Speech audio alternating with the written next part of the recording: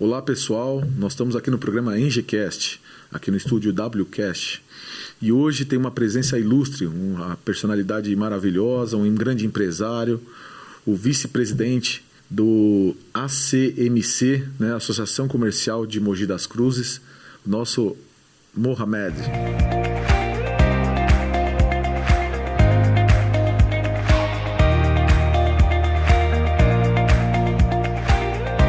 Obrigado, William. Para mim, na verdade, é um grande prazer estar aqui com vocês hoje. Acompanhei desde o começo esse podcast. Olha, é uma revolução que eu não imaginava.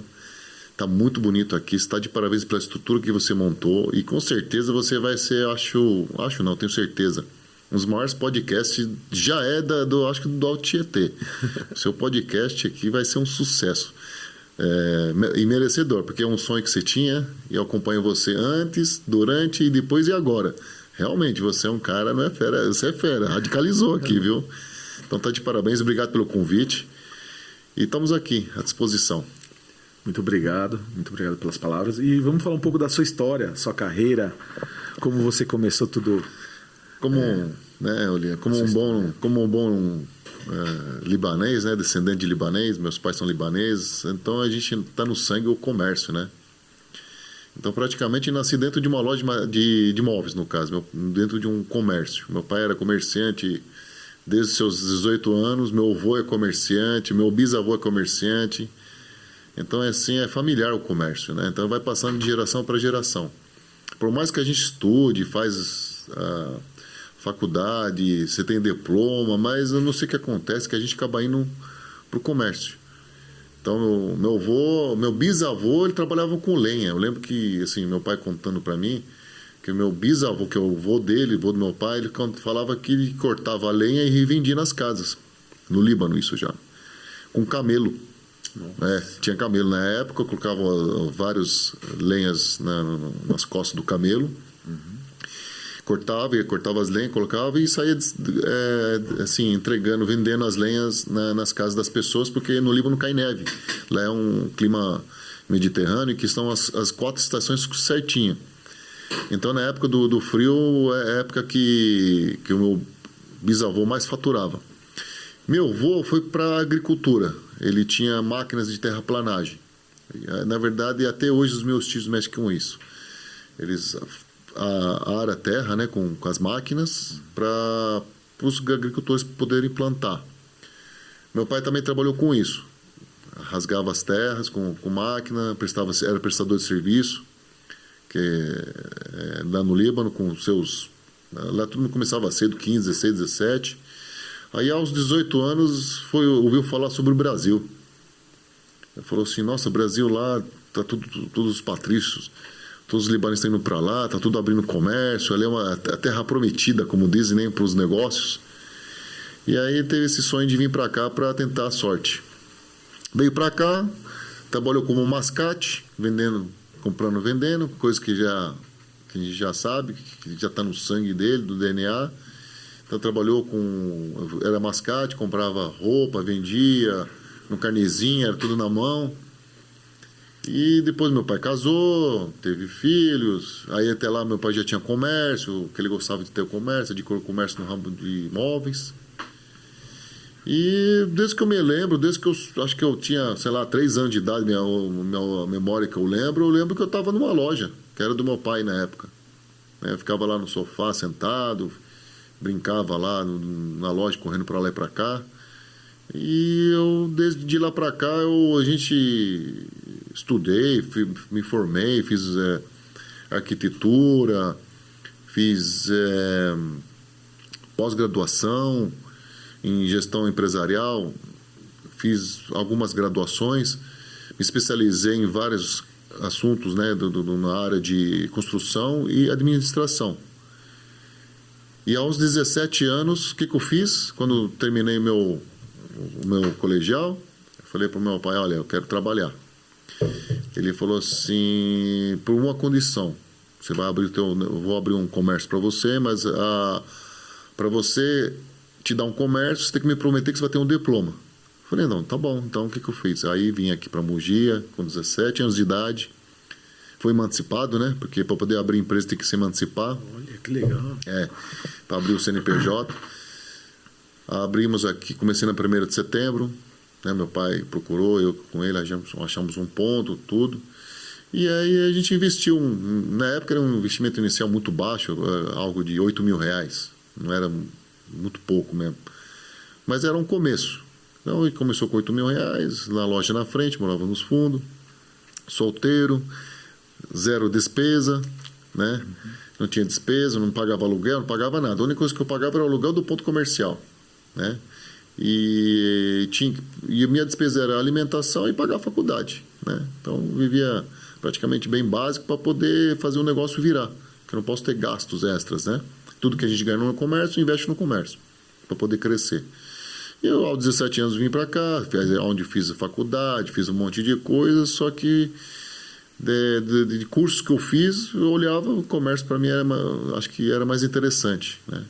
Eu gostava mais, eu gosto de lidar com o público, gosto de lidar com as pessoas. E para você lidar... E quem gosta de gente tem que estar no comércio mesmo, né? O comércio não é para qualquer um. É para uma pessoa que gosta de pessoas, gosta de conversar, gosta de conhecer, gosta de fazer amizade. Não pode ser uma pessoa introspectiva. Se for uma pessoa introspectiva, não é no comércio, tem que estar, muito menos nas vendas. E eu gosto de vender, né? Eu gosto de vender, apesar que hoje está na parte mais administrativa por obrigação, mas o que eu mais gosto mesmo é ficar no balcão. Porque é lá que eu conheço as pessoas, né? É lá que eu me comunico. Pessoas de vários tipos de pessoas que você pode imaginar já entrando na minha loja, de A a Z. Eu sempre falo do lixo ao luxo. Apesar que o cliente não diz não tem lixo. Mas vou te dar um exemplo assim, vai. A pessoa, por exemplo, né, sai da cadeia. Certo. Onde ele vai arrumar emprego? Numa obra. Verdade. Ele vai numa obra, porque quando a pessoa tem um... Eu já contratei muita gente assim. A pessoa está com condenação, tem condicional. Aí só em obra que consegue arrumar, porque em obra é um serviço que precisa de serviço bruto. Bruto, precisa de força. Em comércio a gente é criterioso, tem que analisar onde mora, analisa a ficha, puxa a ficha, sabe? E se a pessoa tiver algumas restrições, a gente não contrata, né? Porque a gente fica meio assim com medo. Mas a pessoa vai numa obra, começa a trabalhar numa obra, onde ele vai, no primeiro lugar que ele vai numa loja de materiais de construção para comprar material.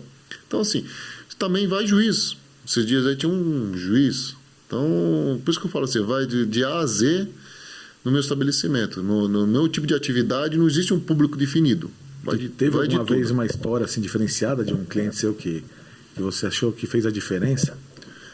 Sim, nossa, assim, tem vários cases ali assim, interessantes de cliente. Por exemplo, churrasqueira, né? Uhum. As pessoas ficam desesperadas quando compram churrasqueira comigo. Por quê? Porque o cliente vai fazer um aniversário no sábado e vai na sexta-feira comprar. E pede, pelo amor de Deus, para entregar num sábado. E é isso que é o seu diferencial, né? Que eu te conheço há algum tempo já. E o diferencial seu de qualquer outro comércio que você tem no mercado aqui em Mogi das Cruzes é a sua entrega, que é gratuita.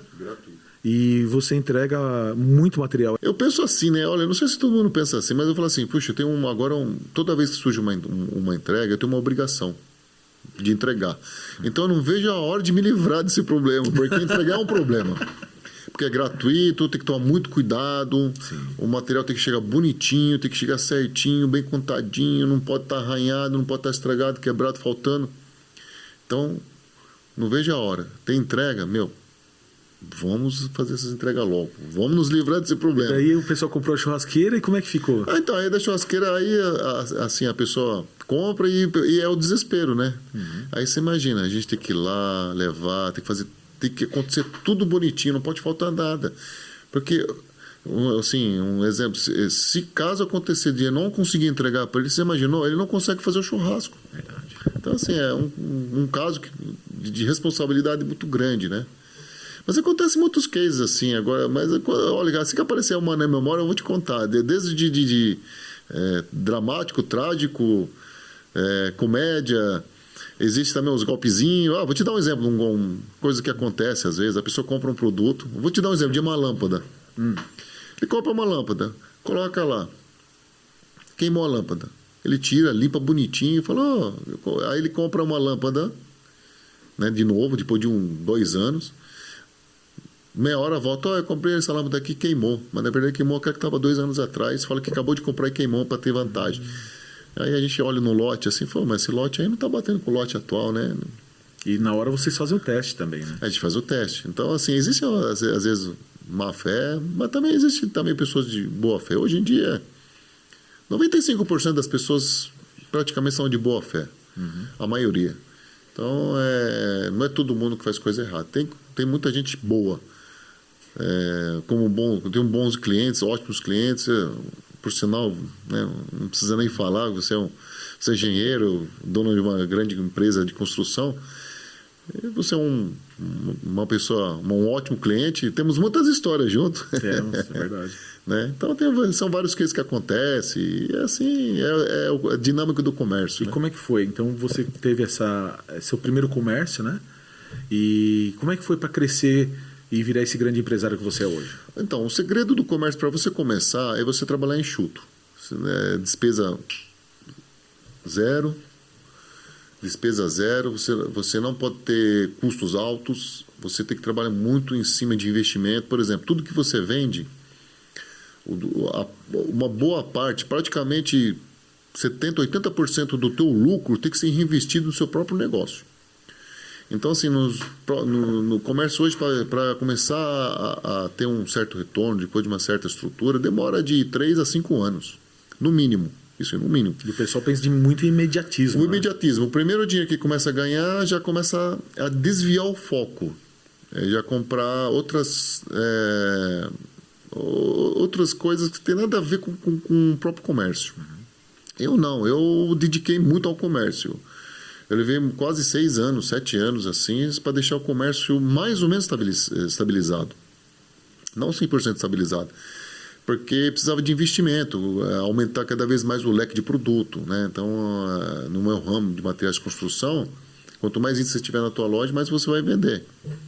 Você começa com poucos itens, a gente perde muitas oportunidades de venda, mas isso não quer dizer que o seu comércio está fadado ao fracasso, ao contrário. Você tem que estar sempre prestando atenção. Eu tinha até uma caderneta que eu anotava, que cada item que a pessoa me pedia, eu marcava. Depois procurava adquirir, comprar no mercado, trazer na loja e para poder vender, para não perder a oportunidade da venda, porque comércio é uma oportunidade de venda. Né? Então eu sempre foquei nisso daí. Comprava, vendia, reinvestia por muitos anos. Nunca desfoquei, nunca pensei, agora eu vou comprar um carro, vou comprar sei lá o quê, eu vou fazer o meu passeio dos sonhos. Não, tem que aguardar. Tem que ter paciência. Comércio, um dos segredos também é a paciência. Lógico, a parte financeira é muito importante e paciência. Tem que ter paciência para você conseguir estabilizá-lo. Como qualquer tipo de comércio. Né? Como, por exemplo, você vai abrir uma franquia. A pessoa que investe numa franquia, todos os franqueados sabem que, no mínimo, a taxa de retorno é de 3 a 5 anos. No mínimo. Né? Vai depender muito de como você trabalha. O comércio não é tão diferente, né? Então, esse é um dos segredos para começar o comércio. Comecei cedo porque exigi isso. Falei, pai, eu quero trabalhar. Eu não queria estudar, mas ele exigiu. Falou assim, olha, se amanhã depois o comércio não dá certo, pelo menos você tem um diploma para se virar. Então, esse é um grande exemplo para dar para todos. Você pode fazer o que for, mas pelo menos um diplominha tem que ter. Justamente para isso, porque você investe num negócio, investe no outro, de repente, às vezes, o mercado não te favorece, mas pelo menos você tendo um diploma, você consegue se recolocar no mercado. Meu pai até brincava comigo, pelo menos se for preso, você fica numa cela especial. Não sei se hoje em dia é assim ainda. Todo mundo fala, os antigos falavam isso, antiga, né? Mas eu acho que isso aí não cai por terra. Quantos anos você já tem de mercado nessa parte do comércio? Bom, comércio com meu mesmo, né? CNPJ próprio, 30 anos. Eu, 17, 47, 30 anos, mesmo CNPJ, mesmo proprietário. Pena que não aposenta, né, com 30 anos, né? Eu podia estar aposentando, né, 30 anos. Agora subiu mais, né? Agora, a gente não aposenta mais, né, eu acho. Eu acho que é capaz de morrer e ficar sem aposentadoria. Não, eu acho que vão aumentar a expectativa mínima, né, para aposentar. Hoje é 65. Eu acho que quando a gente for aposentar é 75 anos. Então a gente vai ter que se cuidar bastante, viu? Assim, não. Se tiver dinheiro lá, né? Bom, eu já não tenho hoje. Você imagina daqui a uns aninhos, né? Se o governo tiver para pagar, porque do jeito que eles estão usando, né? Não, na verdade está sendo desviado, né? Eu não sei. Você viu o rombo do INSS, por exemplo? Meu Deus do céu. Isso afeta, sabia, William? Quando tem esses desvios, quando o aposentado ele é onerado, isso afeta a gente no comércio. Porque o meu comércio vende para o aposentado, né? Para o público, principalmente o C, D. Esse pessoal aí, quando eles não têm recurso para gastar no comércio, afeta o comércio. E como afeta? Me explica melhor. Porque, por exemplo, quando começaram a desviar os recursos dos aposentados, né? Esse fraude aí que está entra nos noticiários aí. O que acontece, assim, a pessoa ganha lá 1.540. Legal. Só que aí acontece o golpe, ele começa a receber R$1.000. Puxa, 1.540 para um aposentado que às vezes tem esposa, às vezes o filho ainda está com ele, às vezes ele sustenta uma família muito grande. Vai ficar muito difícil para ele sustentar toda a família. Você imagina descontar quase 30% do salário. Diminuindo R$500, eu vou ter que viver com 1.000. O que sobra? Acaba não sobrando para ele gastar com outro tipo de comércio. Praticamente a pessoa vive basicamente para alimentação, né? Por exemplo, precisa fazer uma reforminha, não vai reformar porque não está sobrando. Por quê? Porque foi fraudado. O dinheiro dele foi desviado. E a pessoa que às vezes mora num sertão, num lugar distante, às vezes não tem conhecimento, acha que o salário é esse mesmo. Eu percebi muito isso. Quando teve a pandemia, o pessoal não havia mais compra de casas e apartamentos. Acabou. Praticamente zerou, porque como é que você ia visitar o apartamento que você ia comprar, como é que você ia fazer? Você não ia fazer. Então começou muita reforma interna. Muita reforma. Então isso explodiu no mercado, principalmente com as lojas de materiais. Sim, a época da pandemia foi assim, para alguns setores assim foi muito bom, né? Porque a pessoa estava dentro de casa, junto com a esposa botou o marido, para o marido não ficar lá, já que não está trabalhando, tem que trabalhar dentro de casa, né? A esposa botou... Teve muito divórcio? Puxa, na verdade explodiu os divórcios nessa época da pandemia. Porque a esposa dele via assim, olha, tem que arrumar aqui, tem que arrumar ali, tem que pintar. Aí todo mundo começou a reformar, arrumar a casa, deixar tudo em ordem. E a pessoa acabou consumindo mais em lojas de material de construção, decoração, tintas, etc. Aumentou bastante, sim. Agora, alguns setores, lógico, entretenimento mesmo, se fosse na época da pandemia, a gente não poderia estar aqui hoje, por exemplo. Verdade. Né? Foi tudo proibido. Por exemplo, deixa eu ver qual. Entretenimento em geral acabou, restaurantes foram fechados. Não podia mais receber pessoas. Você lembra, né? A gente não... Eu lembro que você fechou aquela parte da frente, né? Porque a gente recebeu uma orientação da Associação Comercial que, segundo, né, a legislação da época, que tinha que ter afastamento, né? Quando liberaram para a gente poder trabalhar, porque a gente estava com as portas fechadas até então. E quando liberaram para a gente, tinha que ter uma distância do balconista até o cliente, mas no mínimo de 1 metro e 20. Então a gente colocava até fita no chão. Você lembra, né, William? Colocava uma fita vermelha que a pessoa tinha que ficar atrás da fita vermelha e a gente atrás do balcão. E com máscara. Era um negócio... Tá? Aí tinha que deixar em cima da conferência, se afastar, a pessoa pega e vai embora. Para ter zero contato. Então a pandemia foi... assim, horrível no relacionamento humano, mas a questão econômica foi um pouco melhor. E me explica um pouco melhor, quando você tinha esse comércio ali na rua, 1º de... É 1º de setembro, quando eu comecei, Quando você começou. E quando você expandiu para o lugar que você está hoje, ou parece que você foi na frente, não foi isso? Não, na verdade estava na 1º de setembro, né? Na rua Coronel Cardoso de Siqueira. Eu comecei lá, eu fiquei 2 anos. Eu fiquei só 2 anos lá em 95, quando eu comecei lá, em 96. Porque eu tive um problema que não podia mais parar carro na frente. Colocaram proibido de parar e estacionar. Isso afetou muito o meu comércio, porque o meu cliente parava na frente da minha loja para entrar, para comprar. E aí o cliente não parava mais, E também os caminhões. O caminhão chegava lá para descarregar, para mim não podia mais descarregar. Por quê? Colocaram o empecilho na frente. O empecilho. Aí tive que procurar outro ponto. É onde eu fui para a rua Cabo Diogo Oliver. A loja lá na época, ela acho que tinha 60 metros quadrados. Era 10 por 6. Eu lembro que tinha 6 metros certinho, porque eu colocava os tubos na lateral da parede, assim, cabia certinho os tubos de 6 metros. E é onde você está hoje, né? Não, era a esquina. Na esquina. Na esquina, onde que era, hoje é pizzaria. Hoje virou pizzaria. Tá. Só que não era. Eles quebraram tudo, né? Mas meu não, era 10 por 6 ali. O fundo de um lado era o estoque e tinha um quarto com banheiro onde eu dormia. Então aí fiquei lá mais ou menos uns 10 anos. Nossa. Na esquina. Pagando aluguel. Até que tive uma oportunidade de adquirir uma propriedade na frente, na época. Acho que 2006, se não me engano.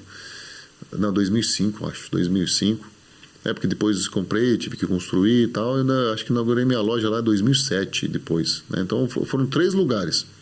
Comecei no lugar, não ia bem, estava muita dificuldade, aí teve empecilhos que foi enfraquecendo o meu comércio e muita dificuldade, tanto para comprar como para vender.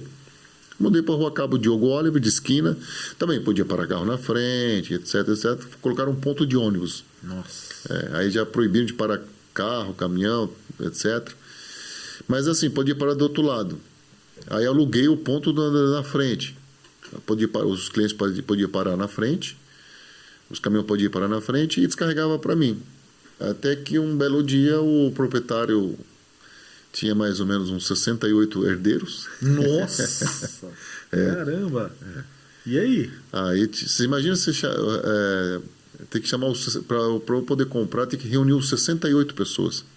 Tinha pessoas de 90 e poucos anos até um... E conseguiu? Conseguia juntar tudo. Quando fala em dinheiro, né, William?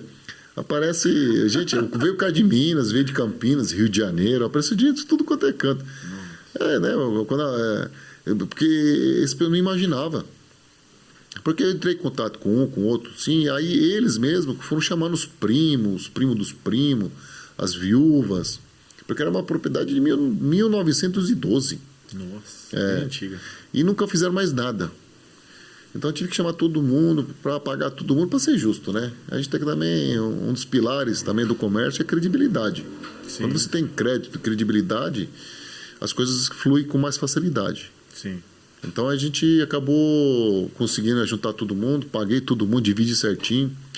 Desde a pessoa que recebeu um valor muito mais alto até que uma pessoa que recebe tipo R$250, vai. Caramba. Porque imagina, é o bisavô, é o avô, é o pai, né, os filhos, netos, bisnetos, era muita gente envolvida. E aí adquiri lá, derrubei, demoli tudo lá, ficou um terrenão. Depois, aos poucos, fui construindo. E você fez de pré-moldado lá, né? Fiz pré-moldado porque tinha pressa. Né? Tinha pressa para mudar. Eu já queria montar uma loja, porque na esquina onde eu estava já estava muito apertado. Eu tinha as minhas mercadorias na época era pendurado no teto.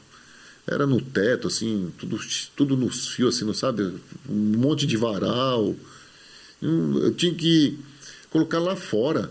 Tinha um pedacinho assim, que era da esquina, que não era a calçada, mas eu tinha que colocar quase todas as mercadorias que ficavam nos corredores lá fora para o cliente poder entrar de tão apertado que estava. Então eu precisava expandir. E aí eu achei essa oportunidade para expansão, aí acabei encarando um desafio de construir. Foi minha primeira construção, foi minha própria loja. Aí tive que fazer essa construção lá para poder ampliar, que estava vendo uma necessidade de ampliar e também dar assim, estacionamento para a pessoa poder parar na frente, porque na época da esquina não podia parar, né? Então, eu pensei muito na logística de tudo. No bem-estar, né, do seu cliente. Né? Porque o cliente tem que chegar na porta da minha loja, entrar, tem que ter um certo conforto, né? Eu não posso também. Às vezes lota, enche, não dá para parar. Verdade. A minha luta sempre foi a favor do estacionamento. Eu acho que estacionamento tem que ter. O comércio depende muito do estacionamento, principalmente hoje em dia. Dizem que o ser humano tem 3 ou 4, acho que 3 membros, né? O quarto é o celular e o quinto é o carro. Então, assim, ninguém mais vive sem o celular e muito menos sem o carro. E assim, né, há uns anos atrás. Hoje está mudando um pouco, né? As pessoas estão começando a deixar o carro de lado para começar a usar o Uber, veio outras facilidades. Mas até então o carro é primordial. E me conta um pouco mais também, é vice-presidente, né, do sindicato daqui de Mogi das Cruzes, né, do comércio. Associação Comercial. Me fala um pouco mais sobre essa trajetória que você já está há algum tempo já. Nossa, né? Acho que eu vou fazer 18 anos que estou na Associação Comercial. 18 anos? Bastante tempo. Fui convidado na época do... Acho que Marcos Melo, acho que o presidente era Marcos Melo. Ele nem era envolvido em política ainda, nada. Ele foi presidente da Associação Comercial, me convidou para fazer parte. Entrei, comecei a gostar. Falei, nossa, é gostoso aqui, lugar interessante de conhecer, de participar. Por quê? E tem um network lá dentro Exatamente. Por isso que me deixou assim, bem animado com a Associação Comercial, o network. São vários tipos de empresários, né, de comerciantes, de todos os tipos. Isso que é legal. Porque você não fica vivendo só no seu mundo, você começa a conhecer outros mundos. E a gente aprende muito conversando com contador, conversando com dono de imobiliária, com dono de construtora, dono de escola, dono de padaria, dono de supermercado, dono de monte, assim, são proprietários de vários tipos de empresa. Eu acho legal o mundo de cada um. As dificuldades são as mesmas, os desafios são os mesmos, né? Não muda muito de um comércio, do tipo de atividade, né? Mas o mundo deles é totalmente diferente, assim. Eu acho muito legal se conhecer esses mundos diferentes. Então isso aí acaba ampliando a nossa visão. E comerciante tem que ter visão. E como é que é o seu apoio com eles? Que eu vi que também você sai bastante na televisão, né? E explicando para o pessoal como é que está o comércio, como está a venda, o que está crescendo, o que está em alta, o que não está. A gente, assim, geralmente a mídia nos procura muito, porque como a gente representa o comércio na cidade, né, a gente fala sempre em nome de 11 mil comércios. Nossa. O Mogi tem praticamente 11 mil. Mil famílias?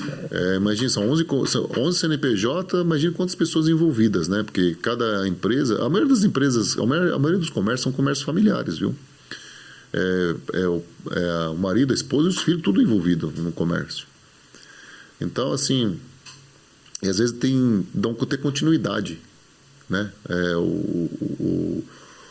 O pai, às vezes, não está mais lá, se afasta do comércio, às vezes por idade, por doença, acaba o filho dando continuidade. Então, assim, o comércio ele tem esse lado assim, a gente que é da Associação Comercial, a gente acaba falando em nome de 11 mil famílias, né, praticamente. E a gente representa. Então, quando tem alguma coisa que está acontecendo com o comércio, nós da Associação Comercial, a gente vai lá para defender. Né? A gente estamos lá para isso. Isso que é bacana, né? Porque tem muitos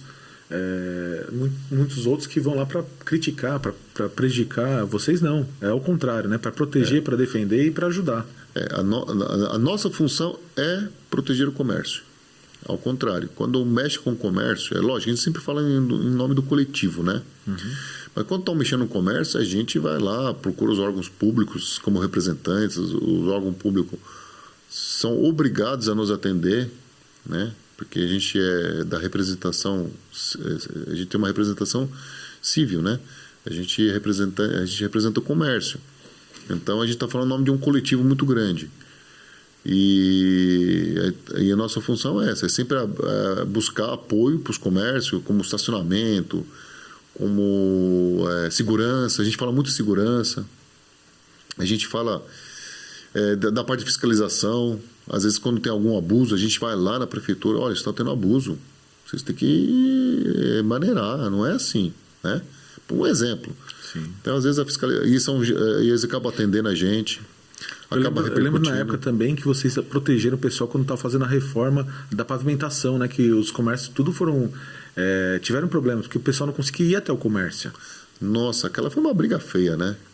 A gente tivemos alguns desentendimentos sérios, né? Foi na gestão passada, mas a gente brincou bastante lá, viu? Lógico, o público sempre atendia a gente sempre buscava uma solução, porque a gente não estava feliz assim com pelo fato de estar fechando a frente do comércio, porque o comércio não pode ser impedido de ter acesso.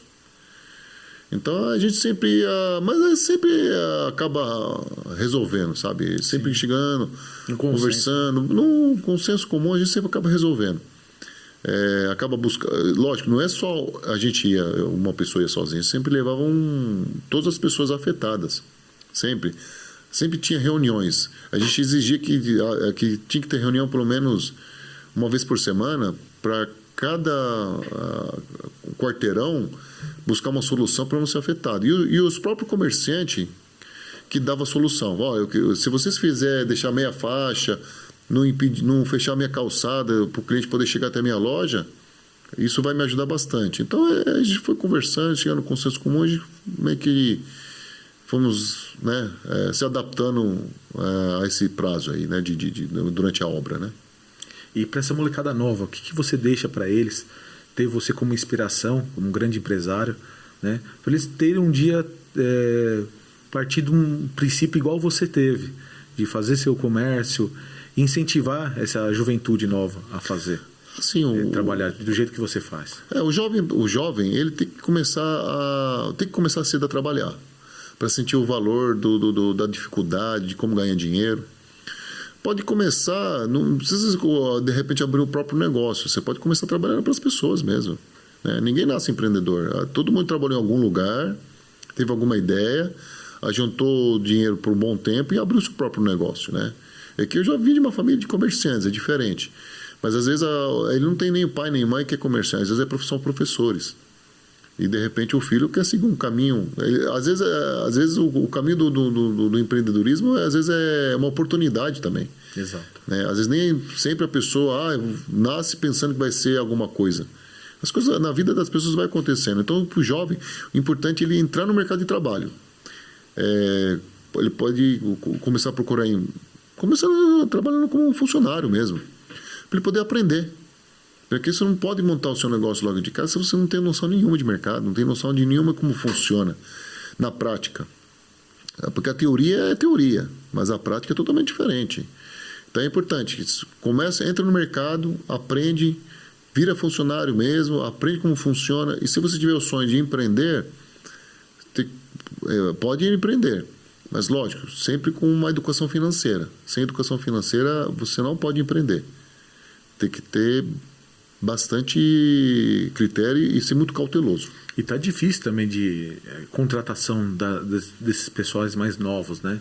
Eu vejo uma dificuldade. Eu lembro até um dia, você falou, William, você conhece alguém? Estou precisando de vaga tal, e não acho, tá difícil no mercado. O que o jovem hoje em dia tem que se policiar para aproveitar essa oportunidade de ter um emprego na mão, que às vezes até acaba perdendo porque não tem esse conhecimento? Na verdade, sim. A mão de obra hoje do jovem está entrando em extinção, não tem mais mão de obra. As pessoas não sei o que está acontecendo, que não querem mais trabalhar. Eu não sei o que está acontecendo por exemplo, você não vê um pedreiro hoje, um exemplo, com 19 anos, 20 anos. A pessoa é pedreiro com 20 anos de idade. Antigamente tinha. Um monte. Nesta idade. Hoje os pedreiros têm 50 anos. Você vai contratar um pedreiro, é tudo pessoas já de idade. E são bons pedreiros pela experiência. Jovem não. Jovem não está muito ligado à tecnologia. Está muito ligado a celular. Às vezes a pessoa, quando nunca trabalhou, nunca entrou no mercado de trabalho, às vezes a pessoa não tem noção do mundo, porque ela vive no mundo fechado. Antigamente não tinha celular, não tinha nada, né, para a pessoa ficar dentro de casa. As pessoas ficavam fora de casa. E a pessoa fora de casa circula, roda, vai para lá, vai para cá. Então acaba vendo as coisas acontecer. Mas dentro de casa você não vai ver nada. Eu falo para o jovem, ele tem que seguir a moda antiga. Imprimir currículo e sair distribuindo. Eu tenho certeza que a pessoa fizer isso aí, em 2 dias está empregado hoje em dia. É uma dica, hein, pessoal? Pode imprimir currículo e sai distribuindo. Se em 2 dias não arrumar emprego, vem falar comigo que eu dou um jeito. Olha que vai ser, hein? Dá, porque eu acredito, Mohamed, que o pessoal... O que acontece? Houve muita proteção dos pais. Eu estou vendo isso. Eu tive uma obra em Recife lá que deu um problema que eu tinha muitas contratações para fazer e não achava gente. E daí o que acontece? Quando vinha a pessoa falar, não, eu estou ganhando Bolsa Auxílio Família, isso e aquilo, e não incentivava a pessoa a correr atrás, a trabalhar, né?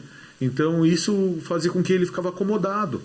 E daí se ele tinha muitos filhos, quanto mais filhos tinham, daí tinha gás, enfim. E o pessoal não corria atrás de querer acordar cedo, trabalhar, né? E ter um plano de carreira, que isso que é importante. Então eu senti muito essa dificuldade. Não sei como é que é no seu comércio, como é que funciona. É a mesma coisa,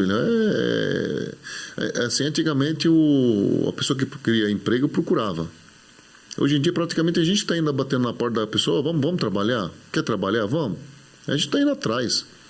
Por causa dessa bolsa aí de família, ela é importante, ela não vai ser, ela é muito importante, mas ela é importante para as pessoas que realmente precisam. Às vezes é uma mãe que tem 4, 5, 6 filhos, sozinha, que não tem marido, sumiu, ela precisa de apoio.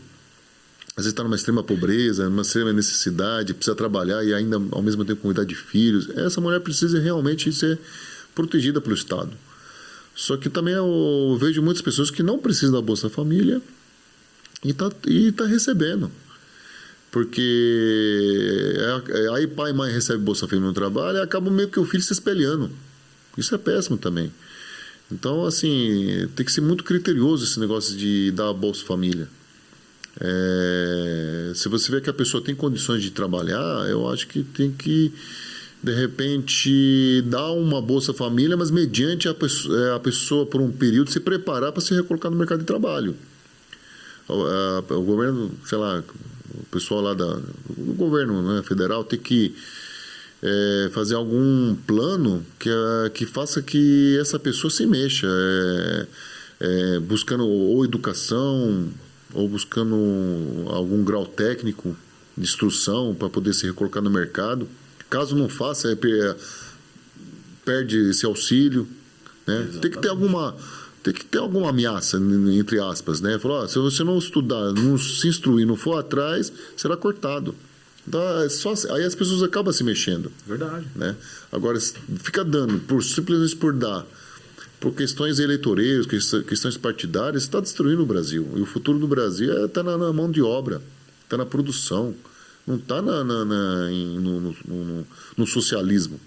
Né? O social é importante, mas o socialismo não. Né? O Brasil só vai ter um futuro quando começar a pessoa a se educar, que é muito importante a educação, mas a pessoa também que se forma também quer se recolocar no mercado. Uma pessoa que se forma numa faculdade, ela quer exercer o diploma.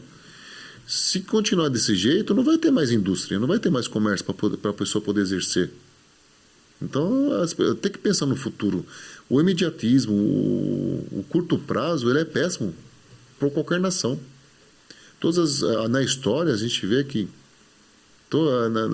todos os países que entraram numa guerra, o Japão, a Coreia do Sul, eles investiram basicamente na educação das pessoas, para que elas pudessem formar novos pensadores, novos empreendedores, e que fizesse a diferença depois para os próximos. E fez. Hoje são países de primeiro mundo. O Brasil não pode ser tão diferente. E engraçado que antigamente você estudava e passava na escola pública, que era a melhor escola que tinha. Então você estudava de graça e com os melhores professores. Hoje em dia, pelo que dá a entender, virou o jogo. Então mudou. Então a escola particular paga melhor os professores e eles são os melhores que dão aulas com mais qualidade para os alunos que pagam. E quem não paga fica com um colégio que não tem tanta qualidade quanto o particular. Então, antigamente era o público, hoje mudou por particular. Né? Pelo menos é o que dá a entender. É isso mesmo? Como é que é no comércio? Assim, a gente que é da Associação Comercial, temos escolas lá, né? Um dos setores que mais cresceu no Brasil foi o ensino particular. Se você olhar para Mogi, você dá a impressão que acho que deve ter mais escolas particulares do que escolas públicas, se eu não me engano. né? Eu tenho essa impressão. Tem muitas escolas particulares, por quê? Porque por causa do ensino público ser de péssima qualidade quando tem aula e quando tem professor. Porque tem um aluno, às vezes, ele vai para estudar, não tem nenhum professor para dar aula. Fica lá ocioso. Às vezes o professor está lá, mas está desanimado, desmotivado, mal remunerado, desrespeitado. Né? Porque tem isso também. Verdade. Às vezes o adolescente que não é controlado por pai e mãe, ele vira um menino desorientado e acaba desrespeitando o professor na sala de aula. Então isso acaba desmotivando. Então um dos motivos que esse setor educacional cresceu muito é isso. Porque todo mundo quer dar ensino de qualidade para os filhos. Pelo menos o básico, né? Hoje qualidade de ensino é básico. E para você hoje procurar emprego, pelo menos você tem que saber o básico, que é a matemática, e saber ler e entender. Né? Verdade. Hoje, por exemplo, eu no meu comércio, a pessoa que trabalha com vendas, a pessoa tem que se comunicar. A pessoa tem que entender, tem que saber fazer conta. E quais os testes que você faz para a pessoa? Por incrível que pareça, eu tenho teste você lá. Tem mesmo? Eu faço teste. É mesmo? Faço. E como é que faz esses testes? Eu tenho uma listinha lá que eu faço algumas perguntas, né, sobre a pessoa. É porque a gente não sabe de onde que essa pessoa surgiu, né? Verdade. Aparece uma pessoa do nada e falou, então vamos lá, vamos preencher. Uhum. Alguns mentem e alguns falam a verdade, né? Mas a gente, quando a pessoa está falando a verdade, que você descobre que a pessoa está falando a verdade, aí você já ganha uma certa credibilidade. Certo. Esse é o primeiro passo. Segundo passo. E como você sabe que está mentindo ou não? Pelas perguntas, né?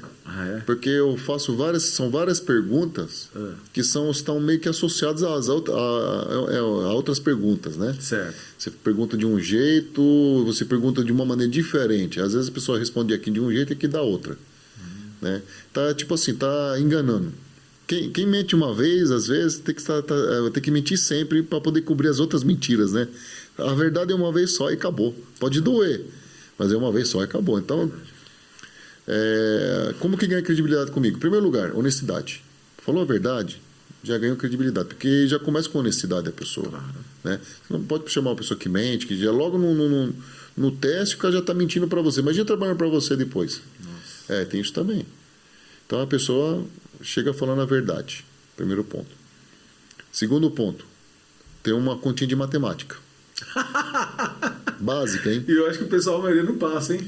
Rapaz, tem lá 6 divide por 2. A pessoa erra. Mas assim, por que eu faço uma conta? Eu não faço equações matemáticas. Nossa, como se aquelas equações de primeiro grau, segundo grau.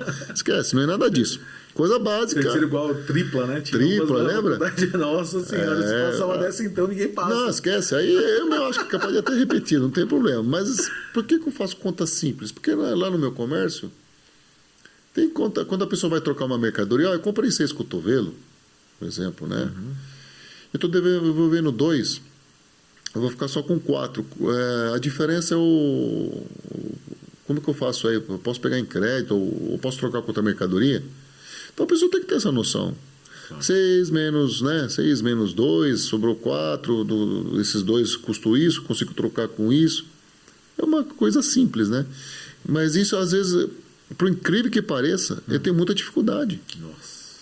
Você acredita que a pessoa não sabe fazer conta básica? E aí segundo ponto, que também eu não posso contratar. A pessoa é honesta, é correta, mas não sabe fazer o básico. Aí como que eu vou colocar lá para a pessoa poder vender? É igual forro, né? Forro, quando vai vender forro de PVC, as pessoas não sabem. A pessoa fala que tem 3 aqui e 4 aqui. Tem que saber o metro quadrado. Tem que saber o metro quadrado. Como que faz um metro quadrado? Quase ninguém sabe fazer. Aí às vezes eu tenho que ensinar 3 vezes 4, dá 12 metros quadrados. Legal. Quantas placas de forro dá aqui? Sabe, uma conta básica. Sim. Não é nada de difícil, né? Aí tem que dividir lá pelo metro quadrado do forro e vai dar a quantidade exata de placa. Então são coisas básicas que serão usadas. Que a pessoa também não passa. Então já é um critério a menos. Aí manda fazer uma redação. Olha. Pensou se todo mundo adotar seu método? É bom, é importante. O pessoal vai estudar mais. Até bom as pessoas. Não é só entregar currículo. Não, é bom até as pessoas saberem disso, né? Por isso que é importante estudar. A gente está falando de educação, estudar. Porque até para arrumar um emprego no comércio, se a pessoa não tiver uma noção básica, não consegue arrumar emprego nem no comércio. Como o cara vai vender? A pessoa tem que vender.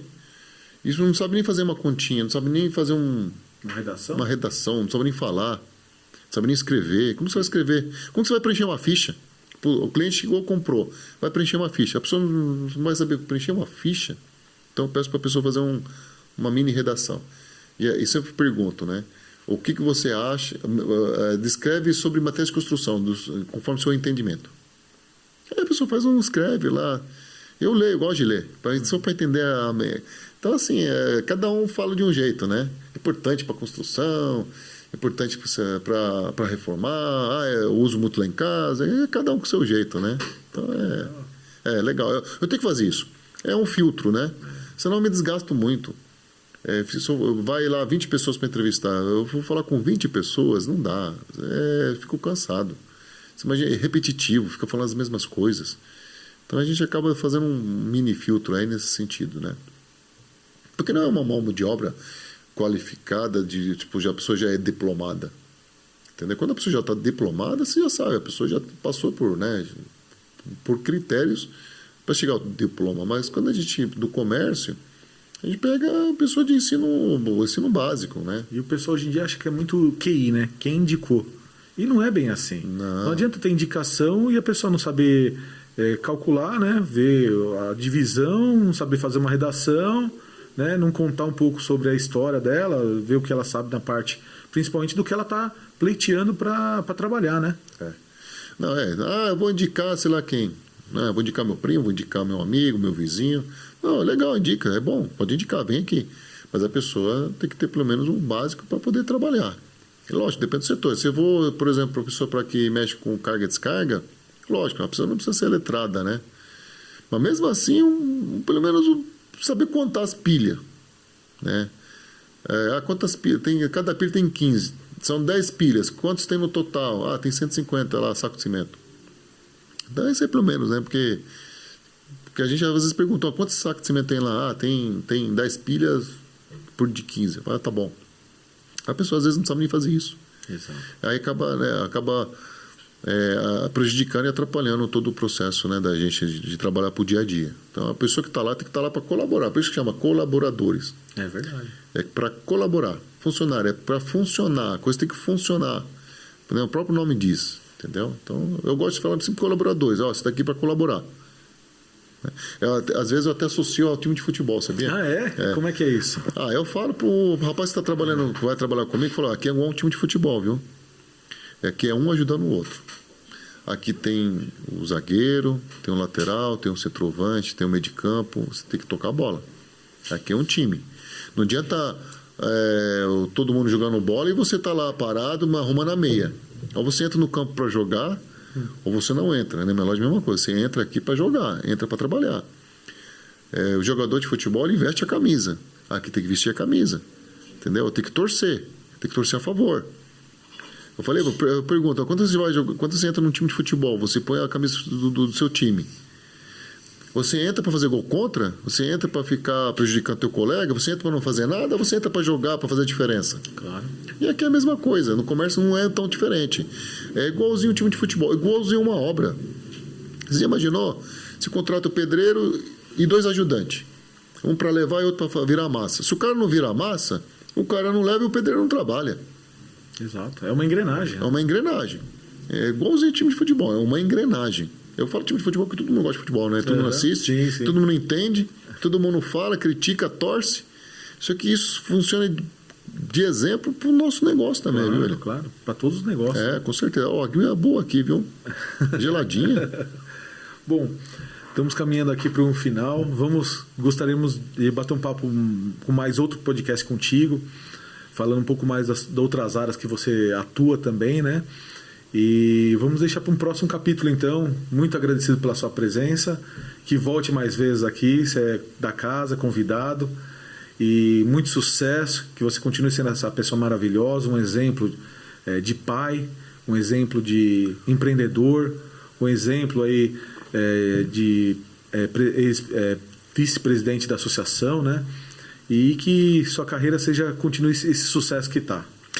Olha, eu quero te agradecer bastante. Nós somos amigos há muitos anos, né? Não é de agora. Vizinhos e amigos, né? Aquela picanha lá você está me devendo ainda, viu? Aquele churrasquinho lá. Vamos fazer aqui. Me chama que eu venho, hein? Tá combinado. Quero te agradecer. Você está de parabéns, William. Parabéns mesmo. Olha, você é um engenheiro renomado e competente, né? Você é engenheiro, você fez as suas obras, até hoje ainda não entendo como você faz, né? Você está de parabéns. Eu desejo muito sucesso em todas as áreas que você está atuando, e principalmente agora, né? Eu realmente estou surpreso, porque eu vim aqui antes, durante, né? E quando você inaugurou, e agora você revolucionou aqui. Eu não, assim, é totalmente diferente do que você estava já começando. Você está de parabéns mesmo, viu? Eu até te falei isso várias vezes, e eu falo aqui no ar para você que você está de parabéns. Muito obrigado, mas eu tenho uma equipe, né? Por trás da gente. Tem o Marquinhos. Todo grande líder precisa de pessoas, né? O técnico de futebol não é nada sem jogadores, né? Então, quando você monta uma equipe, eu chamo de família, você consegue alavancar e realizar o sonho de todo mundo, né? Então, você precisa de pessoas boas ao seu lado, que trabalhem com engajamento, com amor e amam o que fazem, né? Esse é o segredo. Esse é o segredo. Mas você realmente é um sucesso de... Tudo que você põe a mão vira ouro, hein? Não é. Na verdade... Você prestou serviço para uma empresa, a empresa te idolatra. Hoje você está construindo competente, um sucesso na sua área. Você montou um podcast, é o melhor podcast que tem na região. É verdade mesmo. Já foi em outro já, né? Mas o seu aqui é realmente de alto nível, viu? É que eu montei um ecossistema. E o que acontece? Era o sonho do meu pai. Meu pai era radialista. Ele foi por um grande tempo. Ele falava assim, de você para você, de você para seu amor, sempre a Transamérica a seu dispor. E daí é muito legal. Então eu vi ele de criança e falei, caramba, é bacana o que ele faz, né? E daí eu fui pegando gosto, e isso, como eu trabalho com obras, né? E tem a parte da imobiliária também, eu trago pessoas não só da construção civil, mas da parte política, policiais, médicos, enfim, todo mundo que a gente tem o porquê, né? Trazer. Porque tem alguma coisa muito importante para falar para a população, para as pessoas, que é muito bacana isso. Então, levar coisas boas para as pessoas. Então... olha, William, só que eu vejo em você, porque como tenho amizade com você, eu te conheço há muito tempo, né? Rapaz, você sabe o que você lembra mais ou menos? Um Silvio Santos. Você é uma coisa aqui, rapaz, você tá mais leve, sorridente. Nossa, eu falo, caramba, rapaz, mas você como engenheiro, como fala? Bravo. É pau para toda obra, né? Sim. Rapaz, você é engenheiro civil lá com 300, você viu o quê? Uns 200, 300? 250 peão. 250 peão. Funcionários. Rapaz, olha, com bota no meio da lama, no meio do rio, lá fazendo dragagem, uma infraestrutura gigantesca, você no meio daquela galera. Aí dá um estresse, um nervosismo, aquela adrenalina, porque é adrenalina. Nossa. Aí quando você sai do teu mundo lá da engenharia, você vem pra cá, é outra pessoa, né? É outra pessoa. Então, assim, igual você tem o seu lado empresarial e você tem um lado agora artístico, né? E a influência do seu pai, pelo que você está me contando. Né? Minha apelidade de Faustinho. Faustão, só que pequenininho. Mas, ainda fico com papel, né? Rapaz... Daí o pessoal dá risada. Eu entro na brincadeira, porque eu acho que isso é importante, né?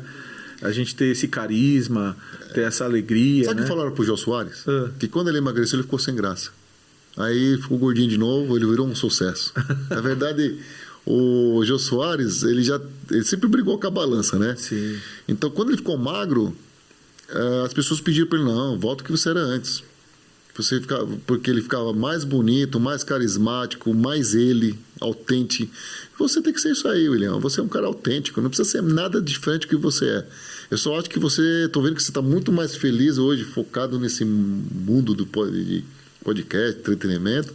Sim, né? Do que engenharia. Lógico, a engenharia é o ganha-pão. Sim, né? Mas isso daqui é o teu. isso daqui... não, para aguentar 250 mil não é fácil. Mas eu acho que esse meio aqui também, acho que eu tô vendo que você tá bem diferente. Traz alegria. Você tá feliz, né? Isso, sim. Isso que importa. A gente tem que fazer o que gosta. Exato. Quando você trabalha com aquilo que você gosta, já não é mais trabalho, né?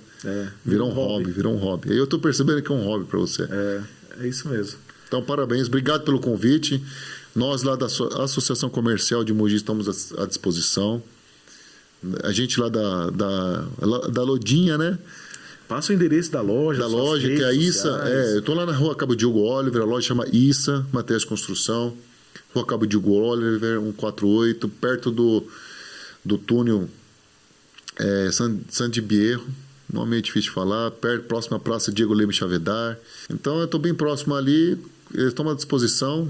Para quem quiser conhecer, quem não conhece vai conhecer, quem conhece já sabe como você volta, porque eu gosto de tratar muito bem os meus clientes, eu trato como se fossem os meus patrões, né? Tem as promoções também. As promoções lá a gente não pode... Sempre tem alguma novidade, né? Eu estou sempre fazendo alguma coisa de promoção, oportunidade, as pessoas gostam das promoçãozinhas, queima de estoque, eu adoro fazer uns queima de estoque, então isso aí é o que faz a gente dar um giro, dar uma aquecida nas vendas. Tá certo. Muito obrigado.